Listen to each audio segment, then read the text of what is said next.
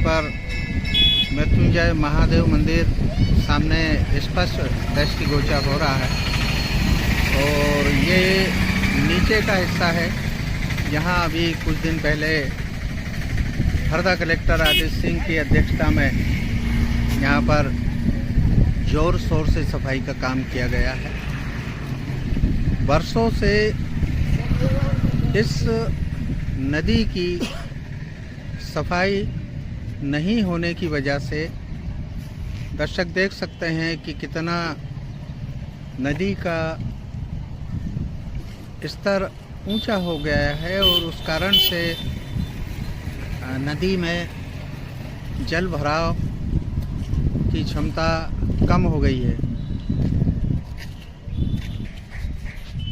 किसानों की अत्यधिक लालसा के कारण नदी के पानी से अत्यधिक मूंग फसल और सोयाबीन की फसल में जो इस नदी के पानी से सिंचाई करते हैं उसके कारण इस नदी में गर्मी के मौसम में लगभग पानी सूखने की कगार पर होता है।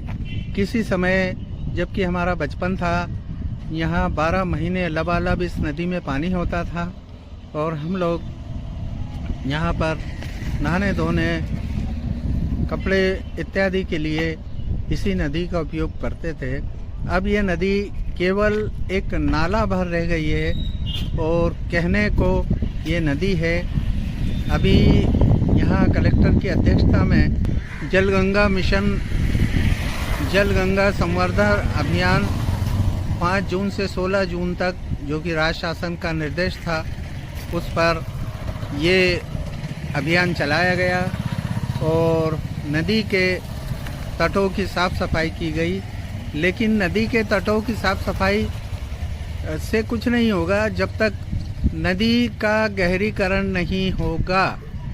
अधिकतर कचरा यहाँ से हटाने के बाद में भी कचरा यहीं पर लोग फेंक रहे हैं। आगे मटन मार्केट है, फिश मार्केट है, चिकन मार्केट है, उसका भी पूरा कचरा इस नदी के किनारे ही लोग जो हैं फेंक रहे हैं। कैसे नदी की सफाई होगी ये भी एक विचारणीय प्रश्न है। इस कचरे में गोवंश अपना भोजन ढूंढते हुए यहीं अजनाल के तट पे दिखाई दे जाएगा। ये देखिए ये गोवंश यहाँ पर कचरे में अपना भोजन तलाश कर रहा है।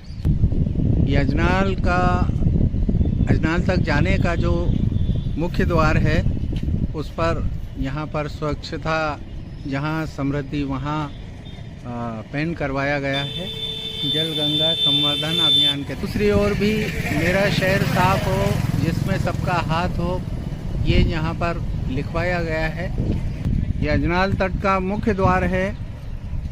यहीं पर कार्यक्रम भी हुआ था और जलगंगा संवर्धन अभियान जो कि 5 जून से 16 जून तक चलाया जा रहा था राज्य शासन के निर्देश पर यहाँ चलाया भी गया, पेंट भी किया गया पूरी दीवार को।